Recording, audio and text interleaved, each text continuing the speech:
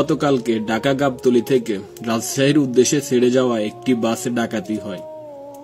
আর ওই বাসের মধ্যে একটি নারীকে তার স্বামীর সামনে টানা 3 ঘন্টা ধরে ধর্ষণ করা হয়। এই ঘটনাটি পুরো বাংলাদেশের মানুষের হৃদয়ে কম্পন সৃষ্টি করে ফেলছে। ঢাকা রাজশাহী চলন্ত বাসে এই ঘটনাটি ঘটে। বাসের মধ্যে সেই নারী টানা 3 ঘন্টা ধরে চিৎকার করে কান্না করছে। ওই মহিলাটির স্বামী তাকে বাঁচাতে গিয়ে আহত হয়।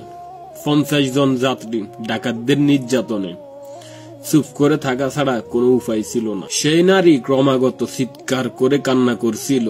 সে ভাবছিল হয়তো তার চিৎকার কারো কাছে পৌঁছাবে, কেউ হয়তো তাকে বাঁচাতে এগিয়ে আসবে। ওই মহিলাটির এই কান্না উপদেষ্টা পরিষদে পৌঁছায় কিনা আমি জানি না।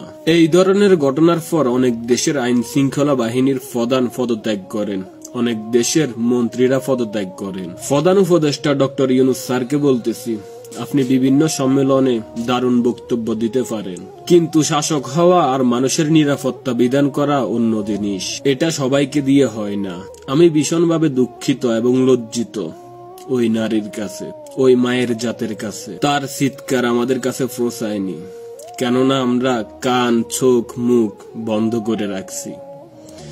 এই ঘটনার 24 ঘন্টা হয়ে যেতেছে, এখন পর্যন্ত দেখলাম না কোনো কন্টেন্ট ক্রিয়েটর বা কোনো প্রতিবাদী কণ্ঠস্বর এটা নিয়ে প্রতিবাদ করতে। এই ঘটনার সুস্থ তদন্ত করে ডাকাতদের আইনের আওতায় আনার জোর দাবি জানাচ্ছি। এটা আমাদের দেশের জন্য অনেক বড় লজ্জার বিষয়।